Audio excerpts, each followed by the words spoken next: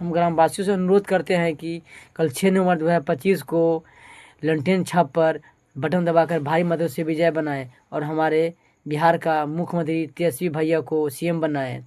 यही हमारे युवाओं को नौकरी और रोजगार देंगे और हमारे बिहार में गरीबी दूर करेंगे।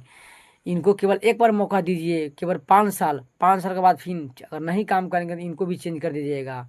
ये हमारे बिहार का मुख्यमंत्री बन सकते हैं, यही बनने लायक है। बताइए भैया, जब इलेक्शन आता है तो नीतीश कुमार बोलता है कि बिहार में रोजगार देंगे और युवाओं को नौकरी देंगे, और इलेक्शन से पहले कुछ नहीं। मतलब इसीलिए बोलते हैं कि अब की बार तेजस्वी जी को सरकार बनाइए और नीतीश को बाहर फेंकिए। बताइए, प्रधानमंत्री भी इनको हराने के लिए बिहार में आए हुए हैं। गृह मंत्री अमित शाह जो बताइए केंद्र में रहने वाले हैं, जो बिहार में आए हुए हैं। इसलिए बोलते हैं कि इस वीडियो को ज़्यादा शेयर कीजिए कि ताकि मोदी जी और नीतीश कुमार देख सकें इस वीडियो को।